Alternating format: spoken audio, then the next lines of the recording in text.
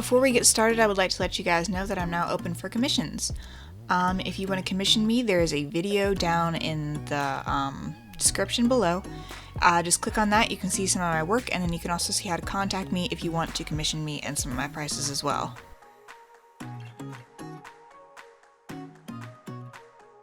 Alright, hey everyone, how's it going? Welcome to the 6th GIMP tutorial in this series. Today we're going to be talking all about layers. Now, GIMP and most image manipulation systems like it have a program to where they can make layered compositions. Now, what a layered composition is, it's like essentially a whole bunch of virtual or digital pieces of paper stacked on top of each other that if you write on one piece of paper, it's not going to affect what happens to the other piece of paper. I know that might sound a little bit confusing, especially if you've never worked with layers before, but I'm going to give you a couple of examples of applications of these layers, both in art and also in photography. So I'm going to start out with this piece right here. Let me get my pen here. This is a piece of a character that I recently did just today. Just so I could show you guys. If you know who this is, good on you. If you don't, it doesn't really matter. But I'm just going to show you how GIMP can use layers to greatly help our effort in coloring this guy in here. So I want to put color in this guy, but I also don't want to ruin this line work that I've done here. There are a whole bunch of black lines, and as you may have noticed in cartoons and stuff, those black lines just cover everything, you know? The color doesn't go over them. You don't. So, GIMP helps us out here by not having this, like, color inside the lines. Obviously, like, if you do this like a coloring book, then you always risk going outside of the lines and ending up coloring over them. But instead of doing that, what we're going to want to do is make more layers in the composition. Now, you see I have one layer here as a background layer, that's this sort of tan color. And then I have another layer here that doesn't have anything on it at all. In fact, if you turn the layer off, you don't see any difference. There's nothing in this layer at all right now. So this layer is underneath the layer that all my lines are on. So you notice if I turn this layer off, the lines disappear. So with this layer, I'm going to go ahead and use this one to color in my lines here. And to do that, I'm just going to use a method where I'm going to take the pencil tool in GIMP. I'm going to go ahead and outline the area that I want to color in a certain color. In this case, the color is green. Maybe not exactly the color of green that I want, but it is green. And I'm just going to take it and I'm going to outline this area of the picture.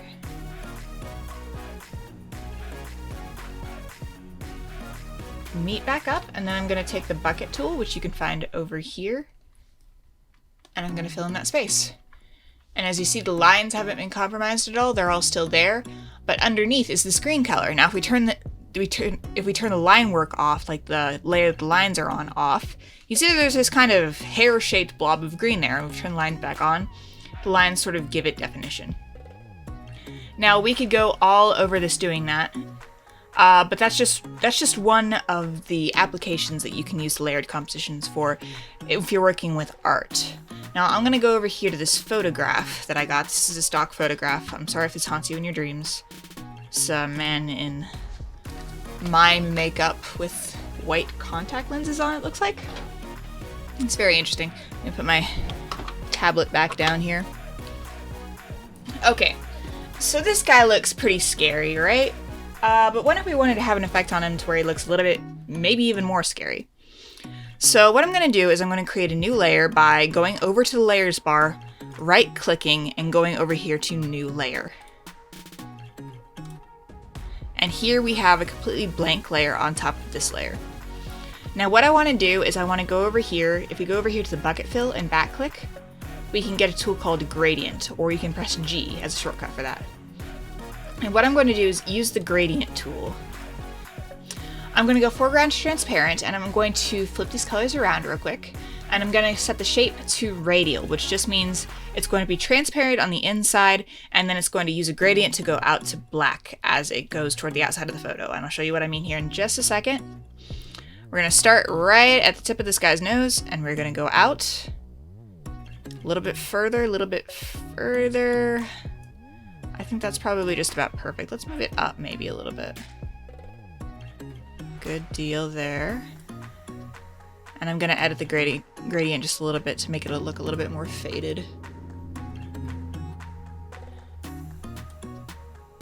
Alright, that is looking pretty darn good right now. That's pretty terrifying, I would say. And I'm going to click out of that to save the changes. And say you cannot stand looking at this terrifying spectacle any longer and you want to turn off the gradient, you just turn off that layer and the picture becomes slightly less scary. We only put the gradient on one layer, so it just affects that layer. If you decide to take the gradient off, all you have to do is flip the layer off or delete the layer, and your picture goes back to normal. Now, the reason why layers are like this is because you want to be able to edit certain parts of your photo without editing other parts of the photo, and also because you want to edit pieces sometimes without destroying them. So, for example, if I were to put a gradient on this, just this layer, I could do the exact same effect. However, I'd be changing all the pixels in this photo on this layer. I can't just turn off the gradient if I don't want it anymore. That would turn off the entire photo. I can undo it. Maybe. There we go. I can undo it, but say I decided to save this, and then I came back later, well, that undo command wouldn't be there anymore. It would just be stuck like that. So that's why they have that's why layers are so important. They allow you to make changes to a photo that don't affect the entire image, that you can turn off later if you want to, as well as making it possible to edit certain parts of the photo without editing other parts of the photo. So layers are really useful for both of those things. I hope you have a better understanding of what layers are and how they can be used, and if there's anything else that you want me to do a video on, just let me know and I'll try my best to do it. Thank you guys so much for watching. Hope you enjoyed this video, and please like, comment, subscribe. Thanks. Bye.